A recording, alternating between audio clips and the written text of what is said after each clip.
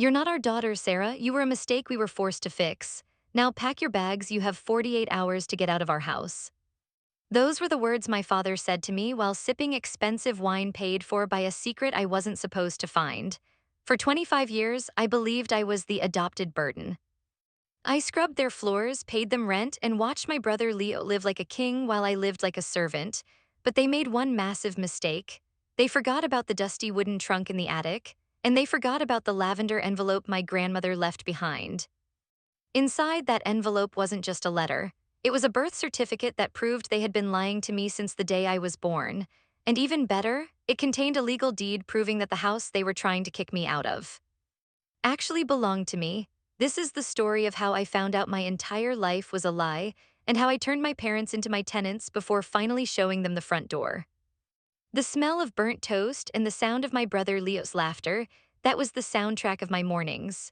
For as long as I can remember, I have lived in the shadows of a house that was supposed to be my home. My name is Sarah, and in my family, I was the mistake. Every morning, the routine was the same. I would be up at 5:00 a.m. to prep breakfast, clean the floors, and make sure Leo's gym bag was packed. Leo was 23, 2 years older than me, and lived like a king. My parents, Robert and Diane, treated him like a golden god. For his graduation, they bought him a brand new BMW. For mine, they gave me a bill for rent and told me I was lucky they didn't charge interest. "Sarah, where is my protein shake?" Leo shouted from the top of the stairs. He didn't even look at me when he spoke. I was just the help. "It's on the counter, Leo," I replied softly, wiping the grease off the stove. My mother, Diane, walked into the kitchen, looking elegant in her silk robe. She took one look at me and sighed in disgust. "You missed a spot on the floor, Sarah." "Honestly, I don't know why we expected more from someone like you." "Someone like me?" I asked, my voice trembling. This was the phrase they used constantly. "Adopted," my father, Robert, said as he walked in, snapping his newspaper open. He didn't even look up. "We took you in out of the kindness of our hearts, Sarah. We didn't have to. You weren't ours. We found you when you were a baby, abandoned and crying. We gave you a roof. The least you can do is keep it clean." The word adopted hit like a physical punch, even though I had heard it 1,000 times since I was 10. Whenever I performed well in school, they said it was luck. Whenever Leo failed, they said the family genes were just too complex for the teachers. I grew up believing I was a guest in a hostel hotel. I had no photos in the hallway. I had no seat at the formal dinner table. I was the girl who lived in the small room near the laundry, the girl who owed her life to people who clearly hated her. I spent my nights wondering who my real parents were. Did they miss me? Or was I truly just a mistake that Robert and Diane were forced to fix? The breaking point came on a rainy Tuesday evening. I had just come home from my shift at the library, the only way I could save money that my parents didn't know about. As I walked through the door, I saw suitcases in the hallway. My heart skipped a beat. Was we going on a trip? No, that was impossible. They never took me anywhere. Robert and Diane were sitting on the leather sofa drinking wine. Leo was smirking in the corner, tossing a ball up and down. "Sit down, Sarah," Robert said. His voice was cold, professional. "We have news." I sat on the edge of the wooden chair, my hands shaking. "What's going on?" "We've sold the house," Diane said, her voice filled with a fake lightness. "The market is at an all-time high, and we've decided it's time for a change. We're moving to a luxury condo in the city. It only has 2 bedrooms, one for us and a guest suite for Leo while he finishes his master's degree." I blinked, confused. "And what about me? Where's my room?" Leo let out a loud, mocking laugh. "Your room." "Sarah, did you hear the part about 2 bedrooms? You aren't part of the we anymore." Robert leaned forward. "We've done our duty, Sarah. We raised you for 25 years. We fed you, clothed you, and gave you a name, but you're an adult now. And since you aren't actually our daughter, we don't feel any obligation to support you further. The new owners take possession in 48 hours. You need to have your things out of here by tomorrow night." 48 hours? I whispered. "I have nowhere to go." "I have no savings because you make me pay for everything in this house." "Not our problem," Diane said, standing up to polish a vase. "Maybe your real parents have a spot for you on the street. You should be grateful we didn't kick you out at 18. Now go pack and don't touch anything that doesn't belong to you. We'll be checking your bags." I looked at them, the people I had called mom and dad, and saw nothing but ice. They weren't just moving on, they were discarding me like a piece of old furniture. I realized then that I wasn't just an outcast, I was an obstacle they were finally clearing away. The next day was a blur of tears and cardboard boxes. I went to the attic to find the few things I owned. My parents had told me to stay away from the family storage, but I needed a box for my books. In the darkest corner behind a stack of Leo's old sports trophies, I saw an old wooden trunk. It was covered in thick dust and cobwebs. I recognized it instantly. It belonged to my grandmother, Evelyn. She was the only person who had ever been kind to me. She died when I was 15, and I remember her whispering to me on her deathbed, "Don't let them take your spirit, Sarah. You are more than they say." My parents had hated her for her stubbornness and had locked her things away the moment the funeral was over. I pulled the trunk out. The lock was rusted, but with a heavy tug, it snapped open. Inside were old quilts, dried flowers, and books. But at the very bottom, tucked inside the lining of the trunk, I felt something hard. I pulled it out. It was a thick, lavender-colored envelope. My name, Sarah, was written on the front in her elegant, shaky handwriting. Underneath my name, it said, "To be opened only when you feel the world has turned its back on you." My breath hitched. My world hadn't just turned its back, it had slammed the door and locked it. With trembling fingers, I tore the seal. Inside were three things: a letter, a set of legal documents, and a small, gold key. I began to read the letter first. "My dearest Sarah," it began, "if you are reading this, I fear my son and his wife have done exactly what I worried they would. They have a darkness in them, a greed that outweighs their love. They have likely spent your life telling you that you are nothing, that you don't belong. But Sarah, the blood in your veins is mine. You were never adopted. You are my flesh and blood, my granddaughter born to Robert and Diane on a cold October morning. They lied to you. They invented the story of your adoption the day you were born for one reason only: money." I dropped the letter. The world started to spin. I wasn't adopted. Every insult, every rent payment, every moment of feeling like a stranger, it was all based on a lie. I picked the letter back up, my vision blurred by hot, angry tears. I turned to the legal documents in the envelope. They were official, stamped with a notary seal from 20 years ago. The first was my original birth certificate. There it was in black and white: Sarah Elizabeth Miller, mother Diane Miller, father Robert Miller. I felt a scream building in my throat. They had faked an entire history. They had made me live in shame for 25 years just so they could treat me like a servant. But why? Why would parents do that to their own child? The second document answered that question. It was a copy of my grandmother Evelyn's last will and testament. Evelyn had been incredibly wealthy, much wealthier than I ever knew.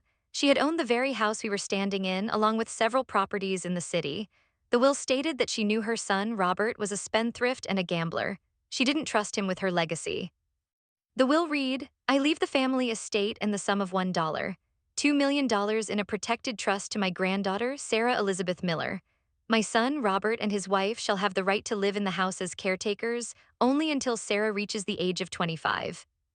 On her 25th birthday, full ownership of the house and the trust shall transfer to her. If Robert or Diane attempt to deceive Sarah or hide this inheritance, they shall forfeit all rights to the property and be evicted immediately." My 25th birthday had been 2 weeks ago. Everything clicked. They weren't selling the house because they wanted to move. They were trying to sell the house before I found out I owned it. They told me I was adopted so that I would never think I had a claim to the family money. They were trying to steal my grandmother's legacy and leave me homeless while they ran away with the profit from a house that legally belonged to me. The small gold key in the envelope was for a safe deposit box at the local bank, the place where the original deed and the trust fund access codes were kept. I looked down at the documents, then up at the ceiling. I could hear them downstairs, laughing and clinking wine glasses, celebrating their sale and my departure. They thought they had won. They thought they had successfully discarded their adopted mistake. They had no idea that I wasn't their servant anymore. I was their landlord. I sat on the dusty attic floor for what felt like hours, the lavender envelope clutched to my chest. The air in the attic felt heavy with the weight of 25 years of deception. My parents know Robert and Diane weren't just cruel, they were criminals. They had calculated this. They had looked into the eyes of their own infant daughter and decided that a bank balance was worth more than a father's love or a mother's hug. I opened the folder containing the trust fund details. Grandmother Evelyn hadn't just left me a house, she had built a fortress for my future. The $1 $2 million had been sitting in a high-yield account managed by a law firm I had never heard of, Blackwood and Associates. The documents showed that monthly maintenance fees had been paid out to Robert and Diane for years, taken from a separate smaller fund Evelyn had set up to ensure the house didn't fall apart. They had been living off my inheritance. Every steak they ate, every designer suit Robert wore, and the very BMW Leo drove had been funded by the maintenance of a life they told me I didn't belong to. My rent money, the meager checks I struggled to write every month from my library job, had probably been used as pocket change for Leo's nights out. The gold key felt cold in my hand. I knew what I had to do. I couldn't just walk downstairs and scream. I needed the law on my side. I waited until the house was quiet, slipping out the back door at dawn. I headed straight to the bank. When I presented the gold key and the lavender documents to the bank manager, his entire demeanor changed. "Ms. Miller," he said, his voice hushed and respectful, "we have been waiting for you to come in. We sent several notices to the home address over the last month." "I never saw them," I whispered. "I suspected as much," the manager replied. He opened a massive ledger and showed me the records. Robert had tried to access the main trust 6 times in the last year, claiming I was mentally unfit or missing. Each time, the bank had blocked him because of the strict proof of life and identity clause Evelyn had written into the will. The sale of the house they mentioned, it was a total sham. They had signed a letter of intent with a developer, hoping to forge my signature on the final deed once they had successfully kicked me out and convinced the world I had moved away. I spent the morning with a lawyer from Blackwood and Associates.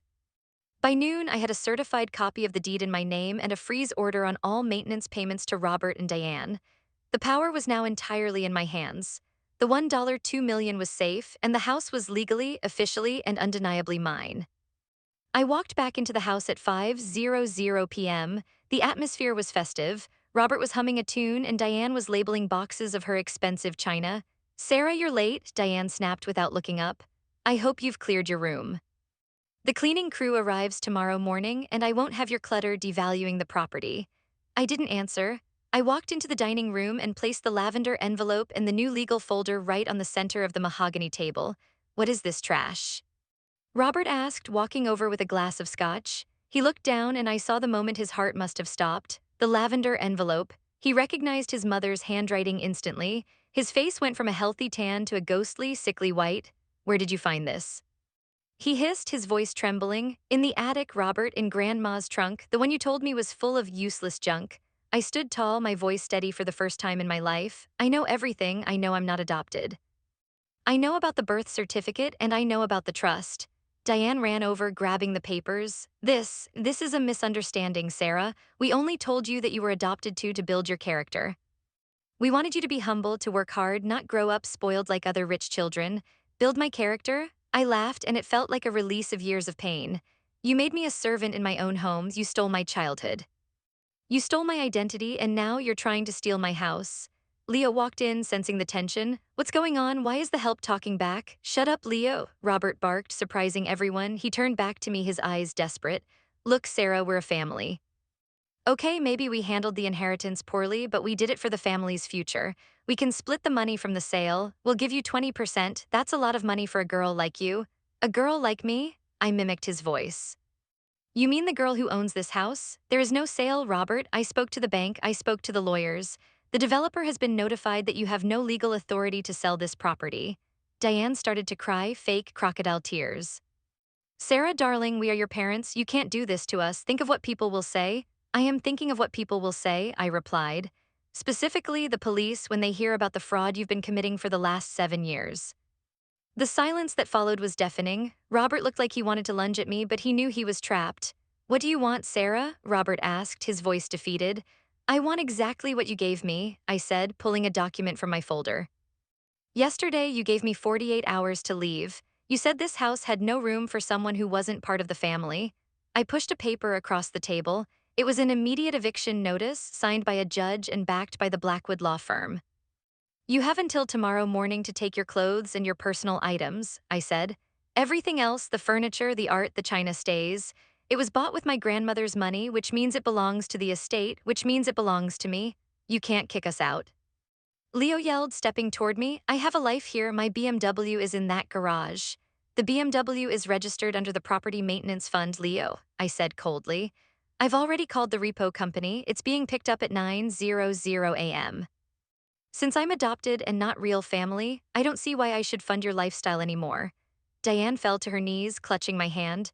"Sarah, please, we have nowhere to go. The condo lease isn't ready, and we spent the deposit money on Leo's tuition. We'll be on the street." I looked down at her, the woman who had watched me scrub floors while she laughed. I remembered the nights I cried myself to sleep, wondering why my real mother hadn't wanted me, only to find out she had been right there, mocking my pain. Maybe your real family has a spot for you on the street, I said, throwing her own words back at her. You should be grateful I'm giving you until morning. If it were up to my lawyers, the police would be here now to escort you out in handcuffs for identity theft and estate fraud. Robert tried one last time. Sarah, I'm your father. You can't do this to your own blood. Funny, I said, heading toward the stairs. For 25 years, you insisted we weren't the same blood. I've decided to finally believe you. You aren't my father. You're just a tenant who is behind on his rent. And as of now, your lease is terminated. I walked up to my small room, locked the door, and for the first time in my life, I slept like a queen. The next morning was the most satisfying day of my life. I stood on the front porch with two security guards I had hired with my first draw from the trust fund. Robert, Diane, and Leo were scurrying around, stuffing their clothes into trash bags.